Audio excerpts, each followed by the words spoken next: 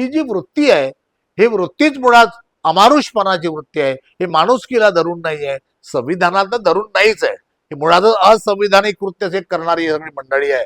आणि म्हणून अशा मंडळींना आता आपण जेव्हा अमेरिका निर्णय घेत आहे या सरकारवरती बंदी आणायची, या RSS वर बंदी आणायची, यांच्या माणसांना अटक करायची, हे निर्णय घेत आहे अमेरिका खरं म्हणजे आता. आणि तसा निर्णय आता भारतातल्या जनतेने घेतला पाहिजे अमेरिकेसारखा, की या संघटनेवरती, या संघटनेच्या सरकारवरती बंदी आणून यांना हद्दपार केलं पाहिजे लवकरात लवकर. तर आपला भारत देश सुरक्षित राहील.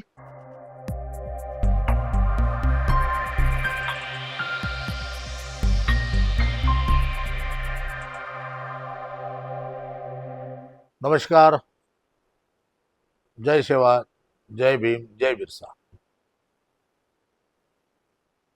नुकताच अमेरिकेमध्ये एक सर्वे आला आणि अमेरिकेमध्ये अशी एक सर्वे करणारी सल्लागार आणि सर्वे करून सल्ला देणारी गव्हर्नमेंटला एक एजन्सी आहे. आणि त्या एजन्सीनं सर्वे केला आणि ट्रम्प सरकारला त्याने एक सल्ला दिला. तो सल्ला आपल्यासाठी फार महत्वाचा आहे. आणि त्या सल्ल्यामध्ये त्याने असं म्हटलं की भारतामधली RSS राष्ट्रीय स्वयंसेवक संघ ही संस्था, ही संघटना आणि रॉ, भारताची एक रॉ संघटना, या दोन संघटनांवरती अमेरिकेमध्ये बंदी आणली पाहिजे. लक्षात घ्या. म्हणजे भारतामधल्या लोक RSS ला असं म्हणतात की फार सुसंस्कृत संघटना आहे, संस्कारी संघटना आहे, देशभक्ताची संघटना आहे, असं इकडे प्रचार केला जातो. पण याच देशभक्ताच्या संघटनेतले अनेक त्यांचे कार्यकर्ते देशाची गुपित इतर देशाला विकताना सापडलेले आहे. म्हणजे वेगवेगळ्या पातळीचे हाफचड्डीवाले तेव्हा त्यांचे चित्र जर बघितले तर. आणि एवढंच नाही तर त्या संघटनेनं हे म्हटले, त्या सल्लागार समितीनं त्या अमेरिकेच्या, की RSS नावाची जी संघटना आहे ही संघटना आतंकवादी संघटना आहे. हा आपण म्हणत नाहीये, अमेरिकेची सल्लागार समिती म्हणते, ट्रम्पला सांगते. आणि ही आतंकवादी संघटना आहे आणि धार्मिक दृष्ट्या प्रचंड असहिष्णू आहे. म्हणजे हे धार्मिक संघटन नाही आहे, धार्मिक विद्वेष निर्माण करणारं संघटन आहे, माणसा माणसामध्ये भेद निर्माण करणारं संघटन आहे, धर्माधर्मामध्ये भेद निर्माण करणारं संघटन आहे. आणि केवळ भेद नाही तर धर्माधर्मामध्ये हिंसा घडवणारं असं हे संघटन आहे. आणि म्हणून या संघटनेवर बंदी आणली पाहिजे असं त्याने स्पष्टपणे ट्रम्पला सांगितलेलं आहे. आणि त्याच्यामध्ये त्याने जवळजवळ 3 गोष्टीचा उल्लेख केलेला आहे. त्याने सांगितलं एक, की या संघटनेच्या कोणत्याही माणसाला अमेरिकेमध्ये प्रवेश देऊ नये, एक मुद्दा त्यांनी मांडला. दुसरं त्याने सांगितलं की या संघटनेचे कोणती माणसं आपल्याकडे आले असतील तर त्यांना तात्काळ अटक करावी. आणि तिसरी गोष्ट त्याने सांगितली की या संघटनेच्या कोणत्याही माणसांकडे जी संपत्ती असेल ती संपत्ती जप्त करावी.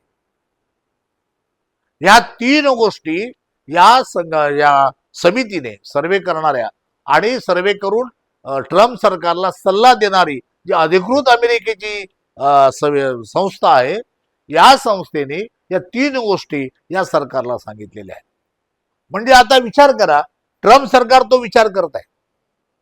म्हणजे आपलं मोदी सरकार नेमकेपणाने ट्रम्पला का घाबरते आहे याचे कारण याच्यामध्ये आपल्याला सापडतात. की जेव्हा ट्रम्पला या पद्धतीचा RSS जे आहे, RSS वर बंदी घालण्याकरता हे त्यांच्याकडे म्हणजे तिथले सगळे जाणकार सल्लागार लोक किंवा विशेषतः अभ्यासू लोक, या लोकांनी ज्या पद्धतीचा सर्वे केला तो त्यांना दिला.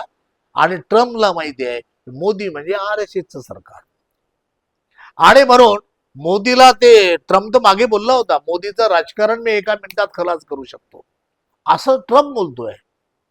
आणि हे ट्रम्पची एवढी हाजी का करते, कारण या सरकारला, आपल्या सरकारला माहिती आहे की अमेरिकेकडे काय काय अहवाल गेलेला आहे, अमेरिकेचं कसं कसं धोरण बदलत आहे भारताबद्दल. आणि म्हणून ते भारताबद्दल अमेरिका कोणताही निर्णय घेऊ शकते, कारण सध्या सरकार RSS वाल्यांचं आहे. आणि म्हणून त्यांच्याबद्दलचा अहवाल असा आल्यामुळे मोदी सरकार प्रचंड घाबरून आहे. आता इराण आणि इस्रायलच्या युद्धामध्ये इराक हा आपला किती वर्षापासूनचा मित्र आहे. भारताच्या निर्मितीपासून इराक हा भारताचा मित्र आहे, इराण हा भारताचा मित्र आहे खरं म्हणजे. आणि इराणची संस्कृती आणि भारताची संस्कृती एकसारखी आहे, कारण इराणच्याच कथा आपल्याकडे आल्या आहे. अरेबियन जे आपण नाईट्सच्या कथा ऐकतो त्या सगळ्या इराणच्या कथा आहेत. इराण आणि भारत हा म्हणजे फार जुना मित्र आहे, आणि म्हणून त्यांची आपली संस्कृती एक आहे. इराणबद्दल भारताला प्रेम आहे, आणि इराणला भारताबद्दल प्रेम आहे खरं म्हणजे. आणि अशा देशासोबत मोदी मात्र काहीच बोलत नाहीत, केवळ ट्रम्पच्या भीतीमुळे. आणि ट्रम्पची भीती कशामुळे आहे तर मी सांगितलं त्या अहवालामुळे. जसा अहवाल ट्रम्पकडे गेला त्याच पद्धतीचं एप्स्टीन फाईल आहे, त्या सगळ्या प्रकरणामुळे ट्रम्प मुजोर झालाय आणि तो आपल्यावर दादागिरी करतोय. म्हणजे गंमत म्हणजे काय, ट्रम्पने सांगितलं की तुम्हाला इतके इतके दिवस, काहीतरी 25-26 दिवस तेल इकडून घेता येईल, तेल तिकडून घेता येईल भारताला. म्हणजे भारताला आदेश तो देऊन राहिला का? भारत स्वतंत्र आहे की अमेरिकेचा काही म्हणजे काय म्हणतो ते बटीक आहे, त्याचा गुलाम आहे भारत अमेरिकेचा? काय चाललंय? म्हणजे इतका घाबरट पंतप्रधान यापूर्वी कधीही भारताला मिळालेला नाही. अशा पद्धतीच्या पंतप्रधानाला आणि या सरकारला भारतातली जनता किती दिवस सहन करणार आहे, किती दिवस डोक्यावर घेऊन नाचणार आहेत? जरा आता तरी विचार करा, जनतेने विचार केला पाहिजे. आणि या संदर्भातलं हे जे सरकार आहे असंस्कृत सरकार आहे, काही संस्कृत म्हणजे यांच्याकडे सुसंस्कारपणा नाही आहे या सरकारकडे, असंस्कृत अशा पद्धतीचं हे सरकार आहे. याला कुणाला अटक करणे, कोणावरती आपण लहान लहान गोष्टी ज्या खेड्यामध्ये असतात कुर्रा काढणे आपण असं म्हणतो, या पद्धतीने कोणावर कोणी काही बोललं गेलं की त्याला पकडणे, त्याला जेलमध्ये टाकणे, कुणाला चौकशी लावणे, म्हणजे वेगवेगळ्या माध्यमातून इथल्या जनतेला त्रास देणे आणि आपली सत्ता गाजवणे, ही जी वृत्ती आहे ही वृत्तीच मुळात अमानुषपणाची वृत्ती आहे. हे माणुसकीला धरून नाही आहे, संविधानाला धरून नाहीच आहे. ही मुळातच असंविधानिक कृत्य करणारी सगळी मंडळी आहे. आणि म्हणून अशा मंडळींना आता आपण जेव्हा अमेरिका निर्णय घेत आहे या सरकारवरती बंदी आणायची, या RSS वर बंदी आणायची, यांच्या माणसांना अटक करायची, हे निर्णय घेत आहे अमेरिका खरं म्हणजे आता.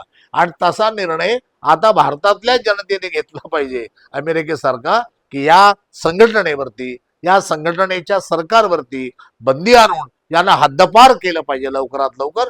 तर आपला भारत देश सुरक्षित राहील, एवढी मी आपल्याला विनंती करतो. धन्यवाद.